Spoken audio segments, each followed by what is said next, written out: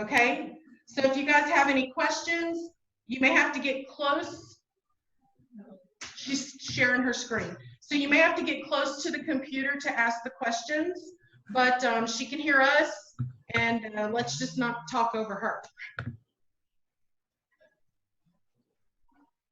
Are you ready? I'm ready. Okay, take it away. Thank you. Thank you, Jessica. Good morning, everybody. Morning. Morning. I am so happy to be here. I'm sorry I couldn't attend physically. Like Jessica said, I'm recovering from pneumonia. So I think I'm still going to be able to get this information over to you guys. Whenever I'm doing a presentation, mine are usually interactive. So if you have any questions, please don't hesitate to ask, because I want to make sure that I get all the questions answered.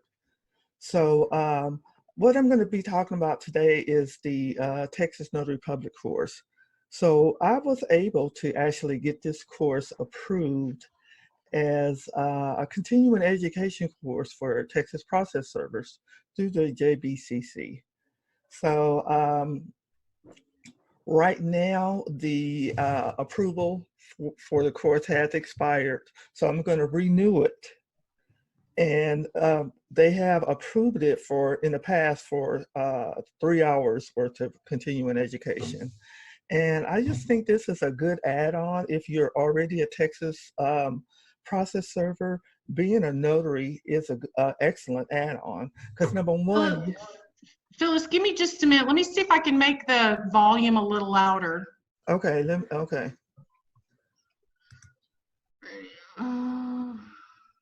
Let me see if I can turn mine. Yeah, here. That's for my speakers, though. Bring my microphone a little bit closer. Here's mine, okay. Oops. Volume. I'm as loud as I can go. Okay.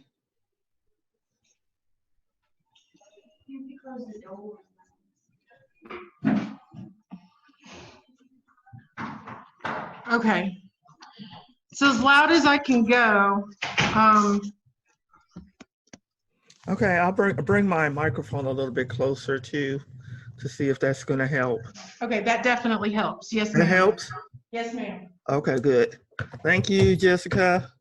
Okay, so anyway, like I was saying before, I think the being a Texas Notary Public is an excellent add-on to being a Texas process server, because a lot of your officer returns, return of services, they have to be notarized.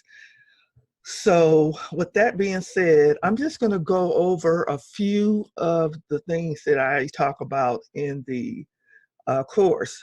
Now, one of the things I want to explain is, in order to get this course approved through the JBCC, I had to give them an outline of what I would be discussing in the course. So I broke it down into different sessions. So during the first initial session, what I do is discuss Notary Public, Texas Notary Public procedures and how they apply to process service. And also I cover steps and requirements to be a Texas Notary Public. Now, if you're already a Texas certified process server, you're pretty much gonna meet the requirements to be a Texas Notary Public. Now, one thing I want to stress is that to be a notary public in Texas, there is no required training. So you don't have to take any training to be a Texas Notary Public. With that being said, though, you are still responsible for everything that you do. So every notarization that you complete, you're totally responsible for it, and you cannot use the excuse, "I didn't know." So with that being said, you do want to take some training to become a Texas Notary Public. A little bit of background about myself. As a Texas Notary Public, I'm also a contributing writer for the American Association of Notaries. I'm retired from the Army. assistant professor. I was full-time assistant professor at one of the local colleges here, and I sometimes still teach for them online. And I have a master's degree in adult and higher education. I'm also the owner of my San Antonio Mobile Notary and my Texas Process Servers. So let's start with session 1. So as I said before, I have gotten this course approved in the past by the JBCC. It was approved for 3 hours of continuing education. So I always start off with session 1 and basically go over how Texas Notary Publics are governed.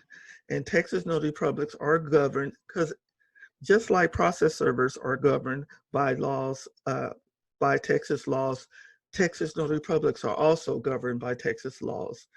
Texas Notary Publics are governed primarily by Chapter 406 of the Texas Government Code, the Texas Secretary of State's Administrative Rules, found in Title I, Chapter 87 of the Texas Administrative Code, and other statutes such as Chapter 121 of the Texas Civil Practice and Remedies Code.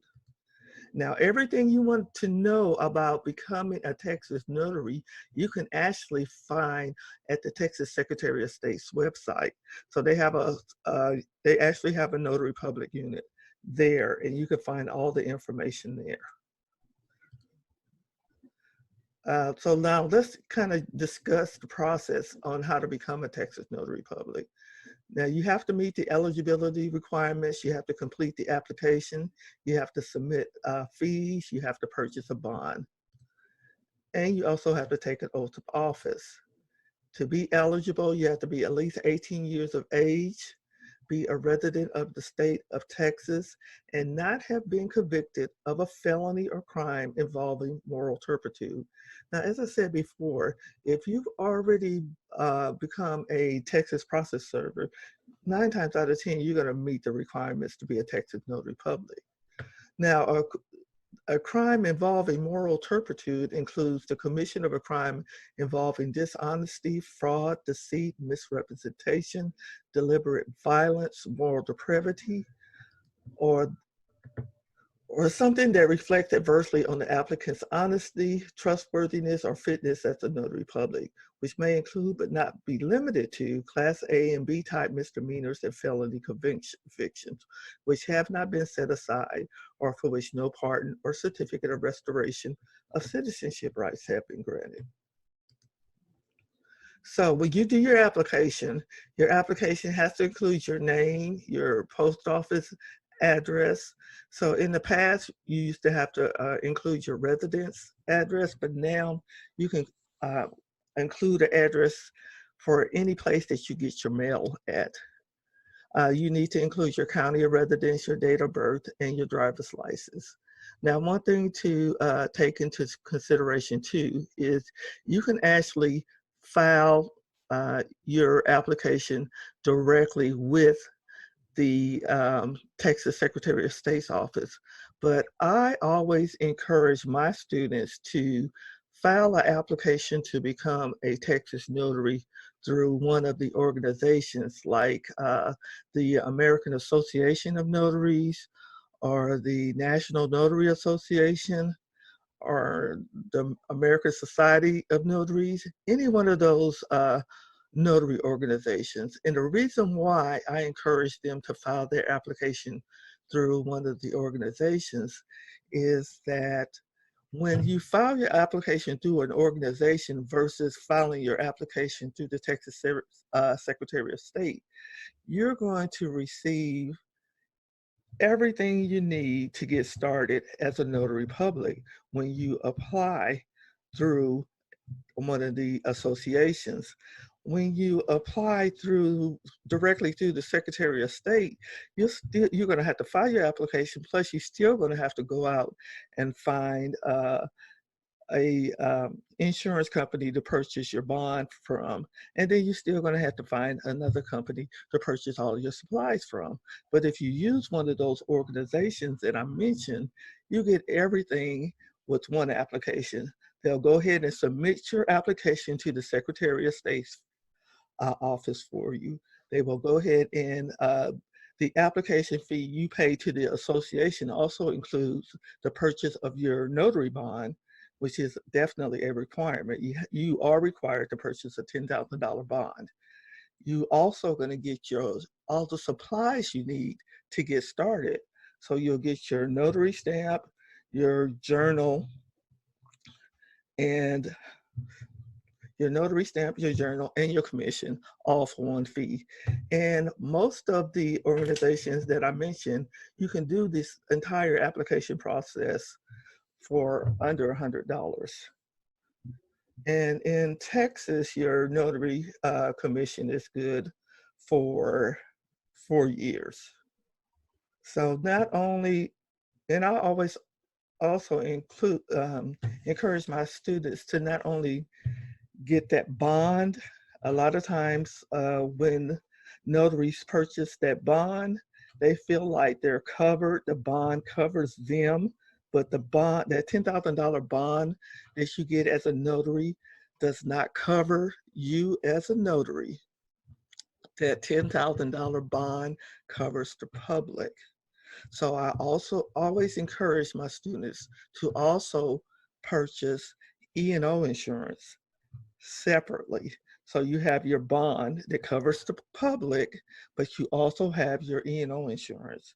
And how that bond covers the public, if for some reason you do you notarize somebody's signature and you made an error and it causes them some type of loss, they can file a claim against your bond with the Secretary of State's office. Now, because when you purchase your bond is held at the Secretary of State's office. So when somebody files a claim against you, they file it through the Secretary of State's office. If the Secretary of State determines that that person has a valid claim and they want to award any type of monetary, provide any type of monetary award to that person, then it's going to come from your bond. So say for instance, somebody files a claim for $3,000. Well, you have to always maintain a $10,000 bond. So that $3,000, the Secretary of State will award them that $3,000. Your insurance company is paying that $3,000. So that insurance company is going to want that $3,000 back once they pay it. Because again, that bond is for the public, to protect the public, not to protect you as a notary public. So if you have E&O insurance will pay for that $3,000 that you have to pay for. So that's something else to keep in mind. I like to always explain that to notary publics. Do I have any questions so far? I couldn't hear which other kind of insurance. I'm sorry, can you? Yeah.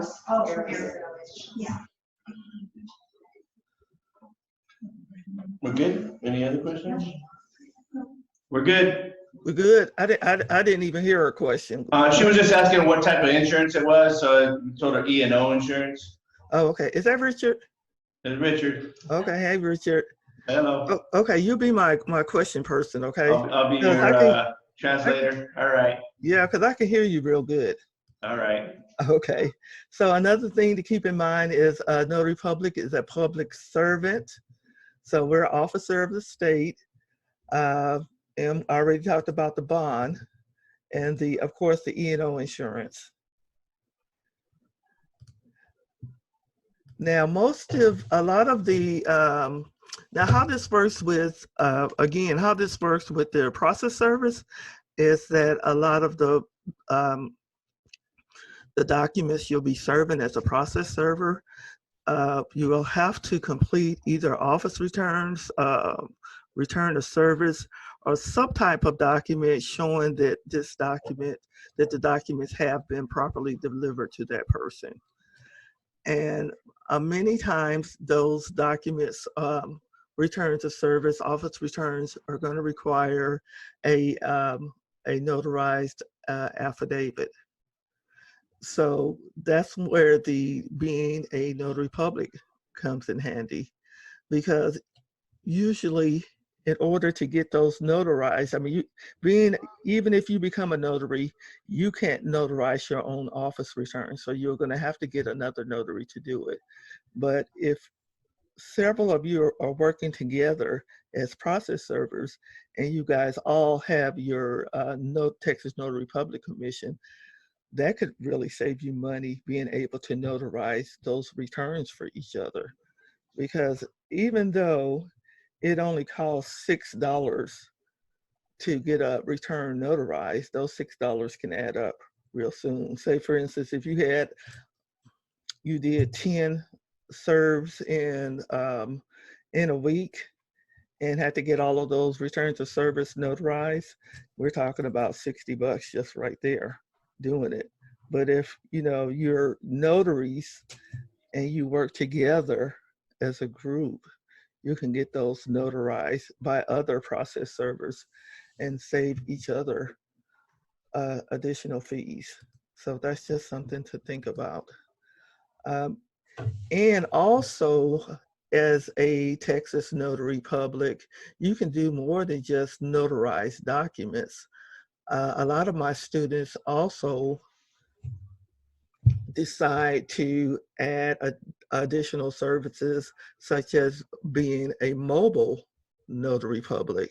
So as a mobile notary public, what you can do is travel to different areas to notarize signatures for people. And believe it or not, there is a huge need for that, because there's a lot of people who either are unable to travel to a notary, or bedridden, or just too busy to do it. And so by being a mobile notary, you can offer your services where you can actually travel to these different locations to notarize documents for people. And this is another revenue of income.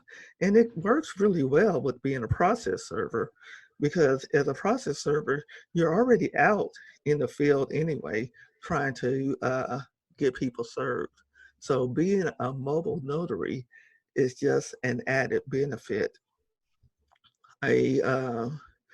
Another service that you can offer being a mobile notary is loan closings. I have a lot of students who are doing this as an add-on to their business, as doing loan closings. What you would be doing is completing real estate loan closing for individuals. So what I mean by that, if you've ever purchased a home before, usually what you do is when you get ready to close on that home, you go to the title company and you sign all of your paperwork at the title company to actually close on your home.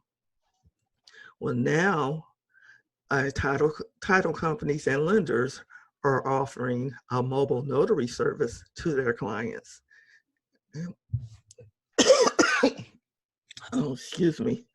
And what that entails is the mobile notary will actually travel to the client's home and get the documents signed for that closing. And once the documents are signed, send the signed and completed documents back to the title company. So it's a convenience that they're offering to their clients. And believe it or not, there's a big need for that, especially when the interest rates start going down. When the interest rates start going down, a lot of people refinance. And once people start refinancing, long time ago, they would do it locally.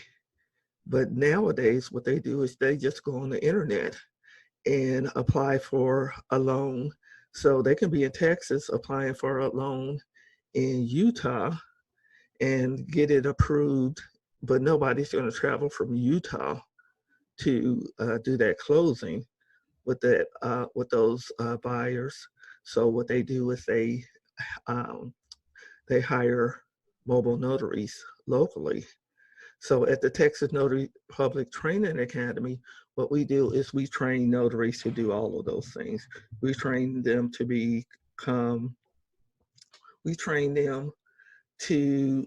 properly notarize documents.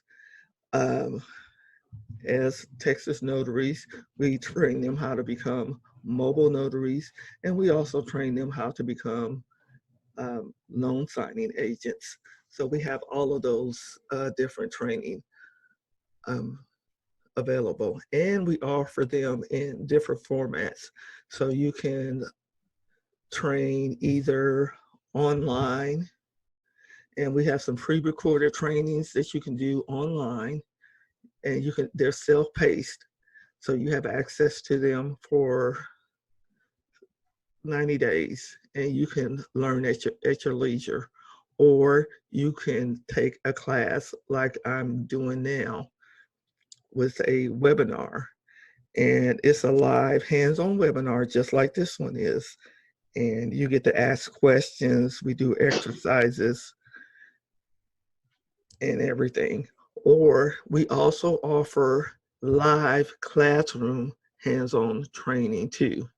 So we try to, because we know that there are different types of learning styles out there. You know, people learn at different ways. Some people have to have that face-to-face hands-on training. Some people do okay with the webinar training. And some people can do the self-paced training. So we cover all of those. So whatever training you might think you're interested in, whatever style you think is going to work best for you, we offer those types of training at the Texas Notary Public Training Academy. Okay, any other questions?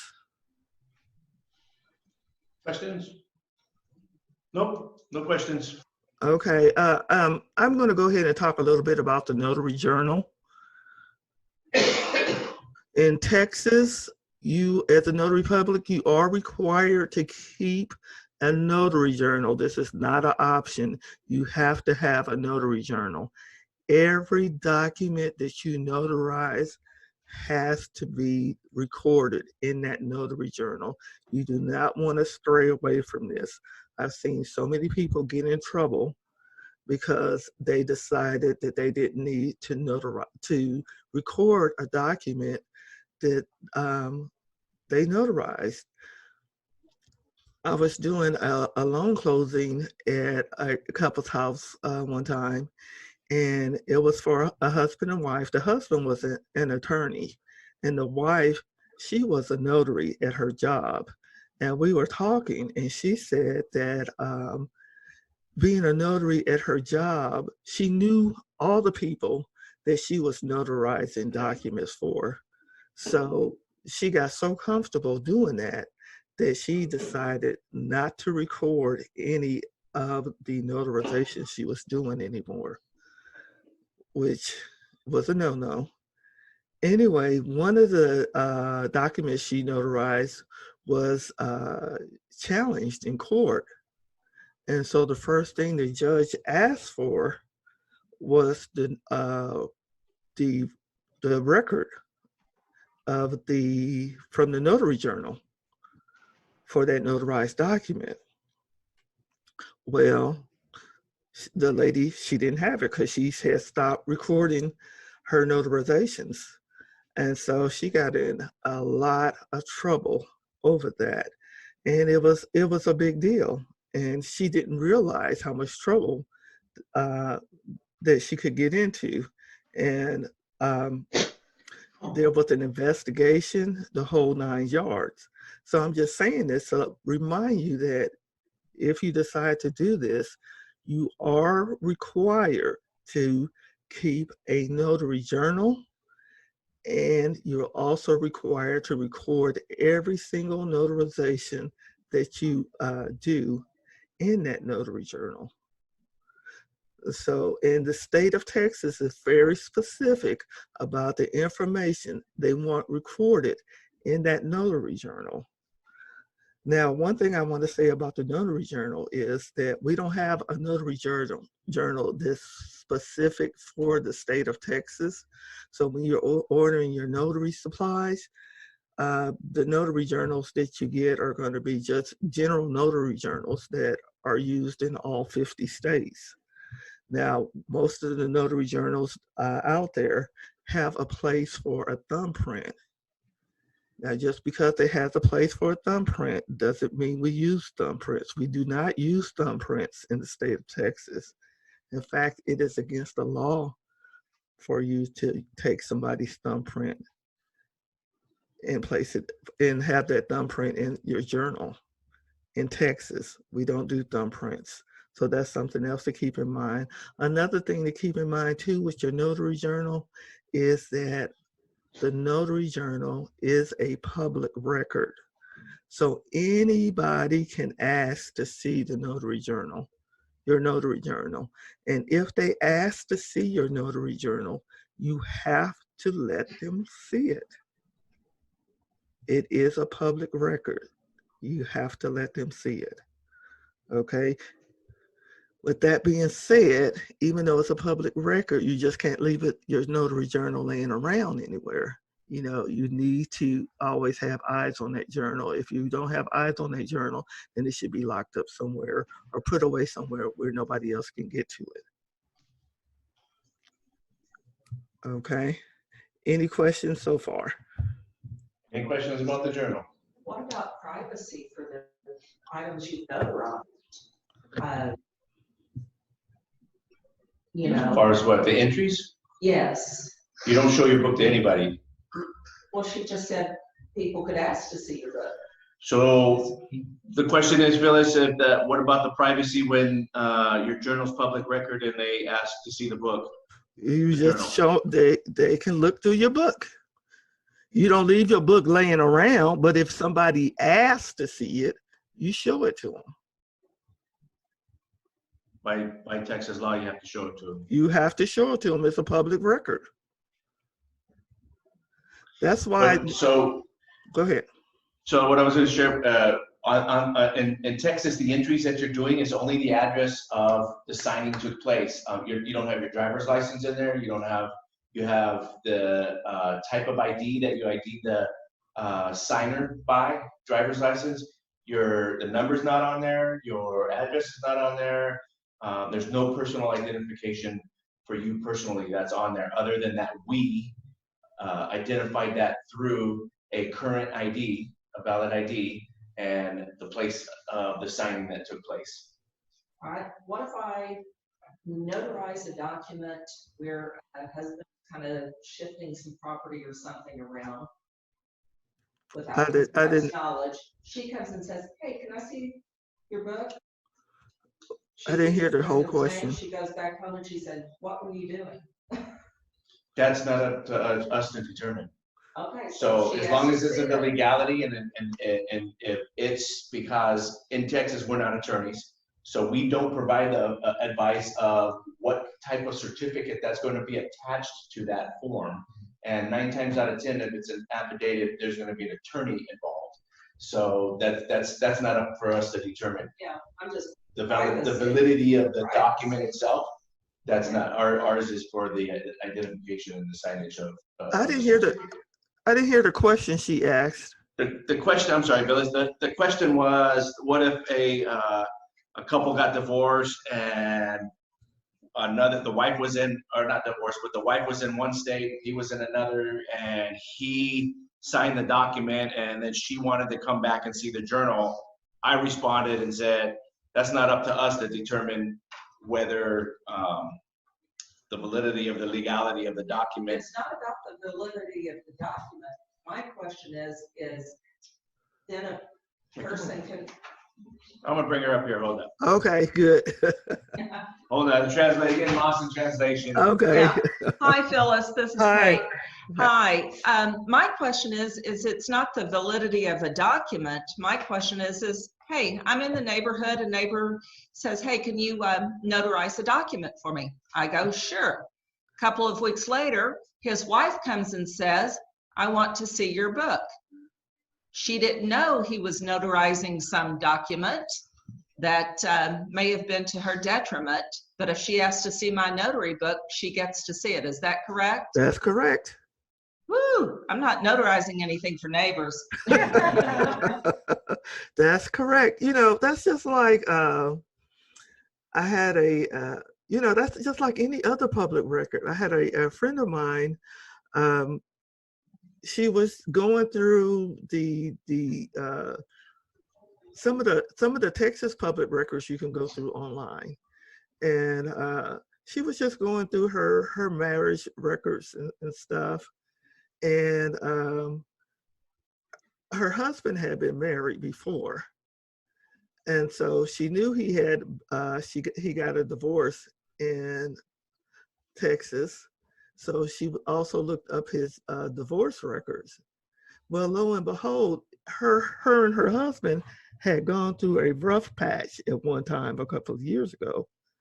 And I guess it was a little more serious than what she thought, because he had actually filed for a divorce.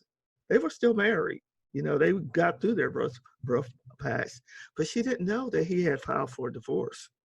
And that was part of the public records.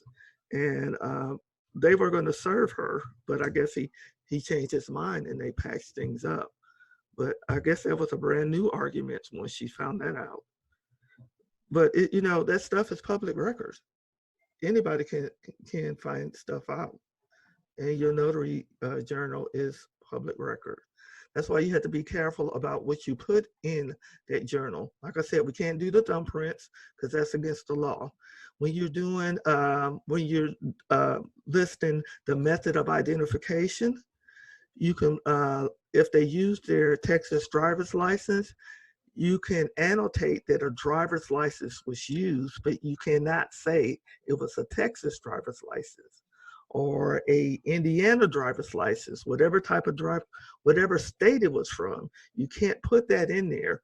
You can only list the type of identification that was used.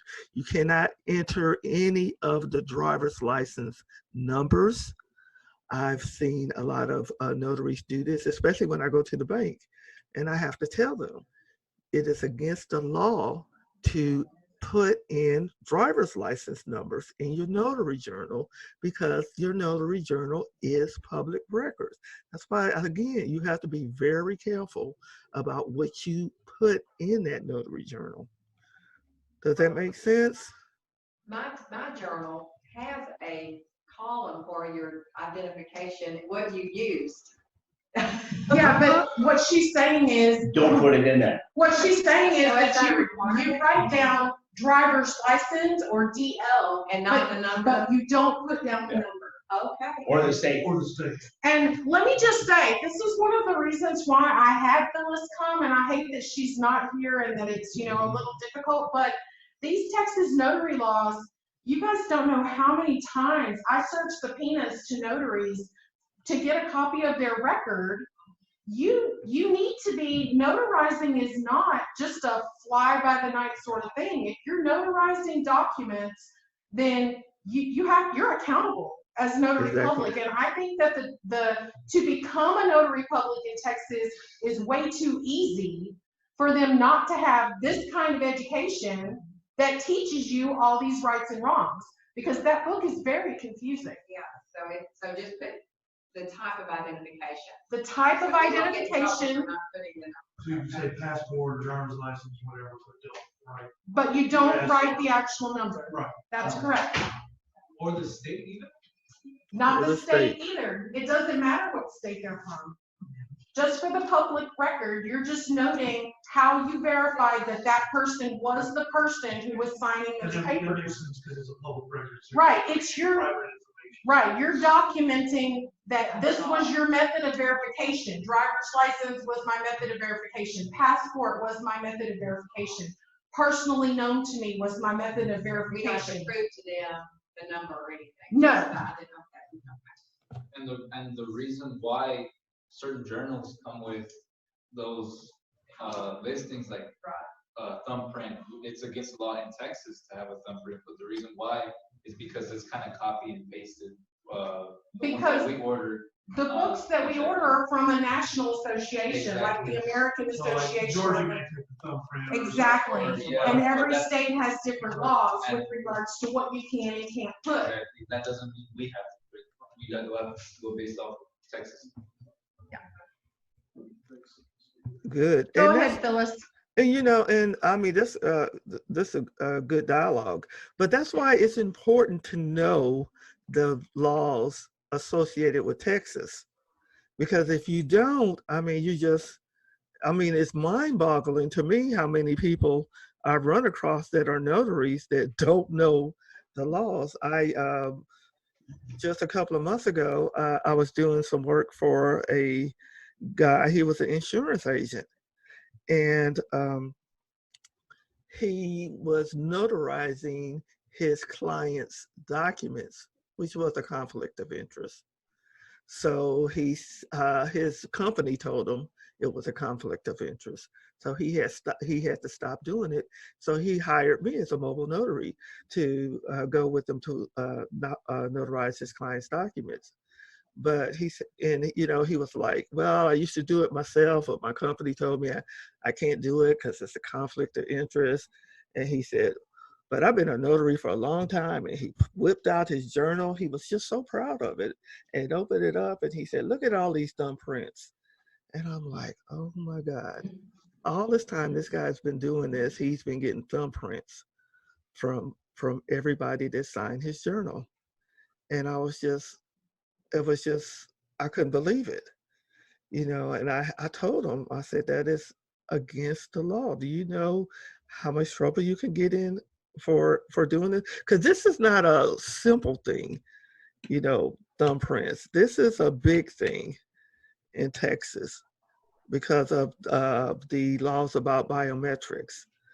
So that's why it's just so important to learn as a notary public what you can and cannot do.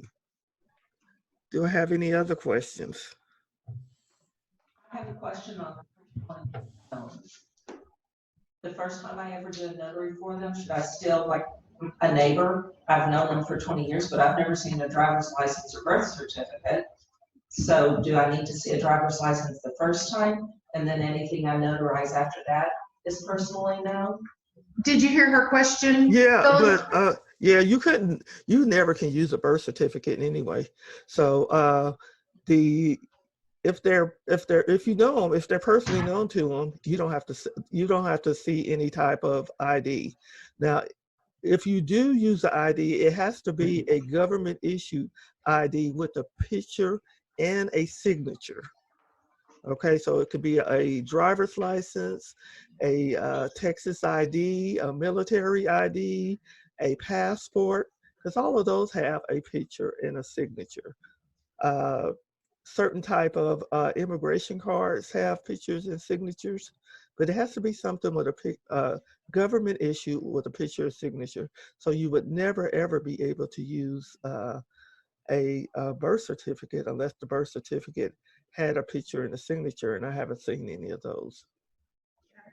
For me personally, I do a lot of repeat notaries, and once you've notarized a couple of times for them, they kind of do become personally known to you. And so I do put driver's license like the first couple of times, but then I put personally known. But what if you've known somebody 20 years and they ask you to notarize something, but I've never seen their driver's license before? Yeah, I mean, I think You can't, I think it's kind of personal choice. I mean, it is. I feel like, again, like I feel like the first time that I do a notary for someone, even if I know them, I usually like to verify. Yeah.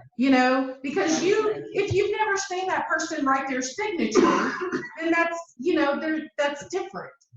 But if it's somebody that you've seen them write their signature a bunch, then maybe, yes, I know that signature by heart. But the first time, I want to look at their signature. I just think that that's the, but I think it's really personal. Can I recommend something? Hey, Phyllis. This is Hey, who's that? I wanted to She didn't hear you. come close. Yeah, she's on the She may not see me. I don't know if you can see me, Phyllis, but I met you at the NNA's conference last year. Oh, what's your name? Jamie Liggins. Oh, yeah, Jamie. How are you? I'm doing fine. How are you? Good. I just happened to come and I'm like, Phyllis Trailer is here? And then I had to sneak into the room. But when you were talking, I just wanted to add something because we go so deep into our notary world. I was surprised that notary was going to be here. Anyway, there's something called the boogie board. Has anyone ever seen the boogie board? It's not the surfing boogie board thing. It's like the old sketch, what do you call it? Etch-a-sketch. It's like that. And you can get it at Costco or Sam's or any place like that. I get it because I do a lot of signings for the deaf. And so I use it as my little, marking board or whatever. I also use it for people who have never seen their signature. So instead of having paper all the time and saying, okay, practice on this, I use it as a guide. So I'll say, on these particular documents, your signature has to be like, how some people have the doctor's signature, or then I need you to sign this way because it's on this way on the mortgage document or on this. So I'll use it as my guide. And it's under $20, $9, $12, something like that. And you can show them that, and then they sign it, and then you push the button and the signature goes away. So I just wanted to add that. And I guess I'll see you in Scottsdale. I will not be there. I am so booked. I'm not going to be there.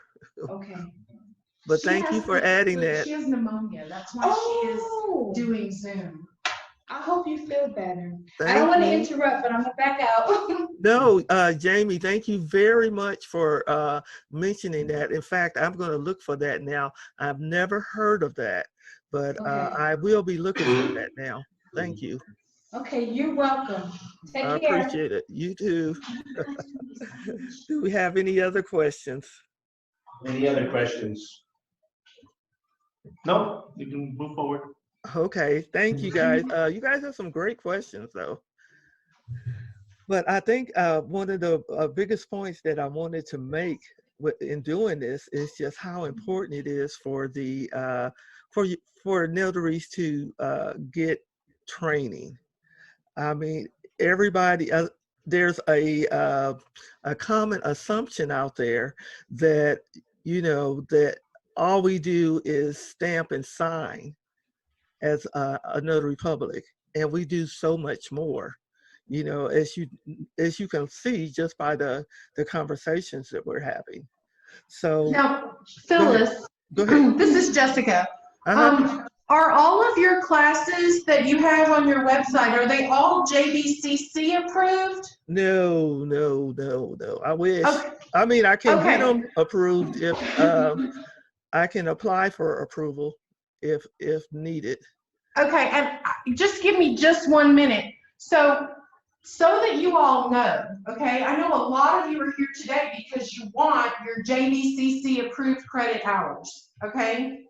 But JBCC approved credit hours are not free, all right? It's a huge process for an educator to get it approved by the JBCC. But on the JBCC's website, when you log in to their website to renew your process server, they have places now where you can upload your certificates of completion of those classes that you've already taken. But there's also a little line on there that you can submit another class that you took. So if you take one of Phyllis's classes and it's not JBCC approved, you can submit it yourself. All you have to do is fill out the forms it's all on the website. You click the button, it takes you through each step and tells you what information it wants you to give. And then at the end, you submit it.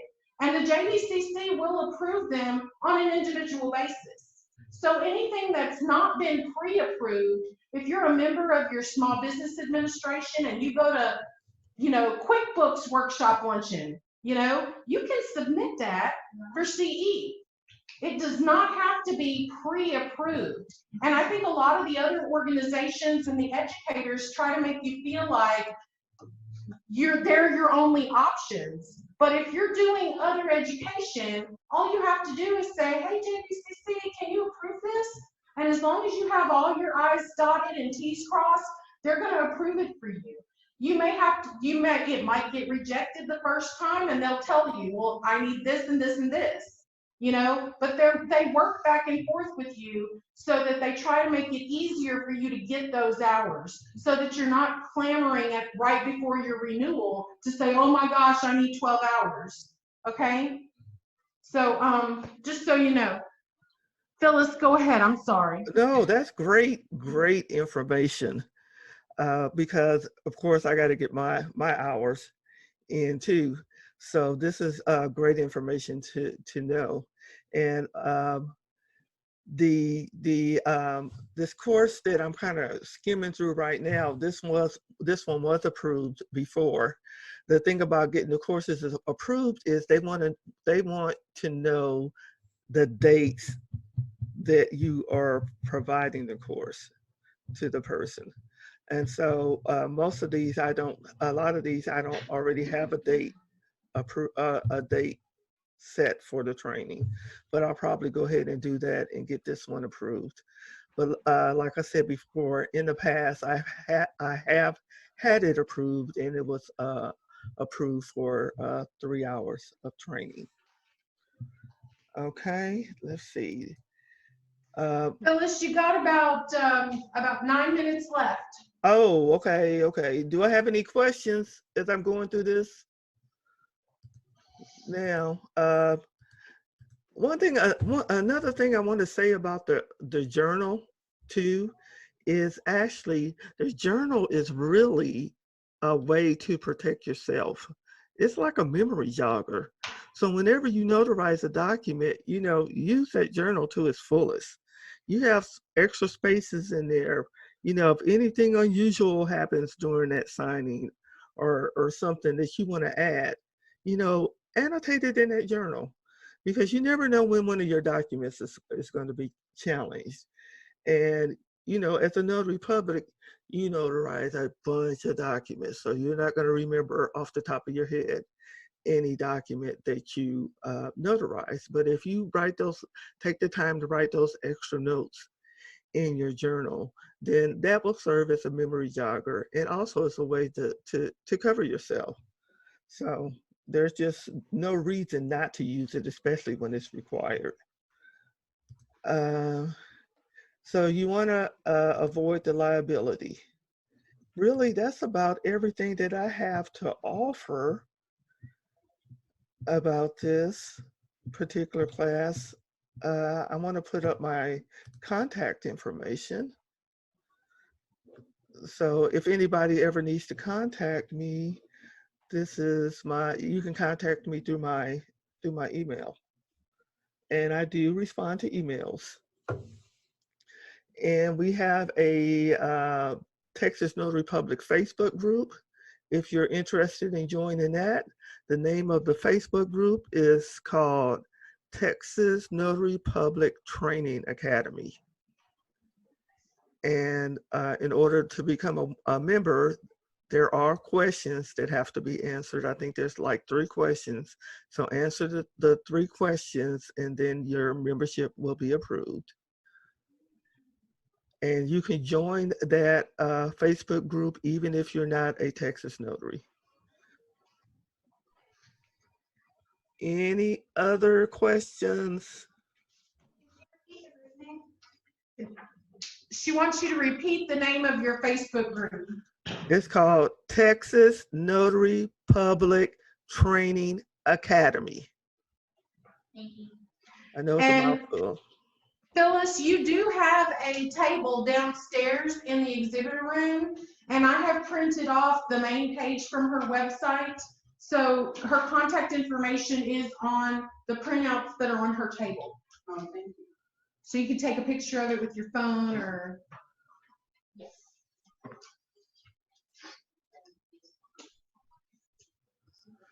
Okay, and I think I have let's see, oh yeah. So I have my websites here too, and We also offer notary supplies. So that's it. So I guess I finished a little bit early. Yeah, that's great though, Phyllis. Thank you so much for taking time to be with us here today and presenting this information. I hope you feel better, and I hope that you get to come and be here live next year. Oh, I look forward to it. Thank you for having me, Jessica. You're very welcome. Okay, you guys take care. Bye-bye.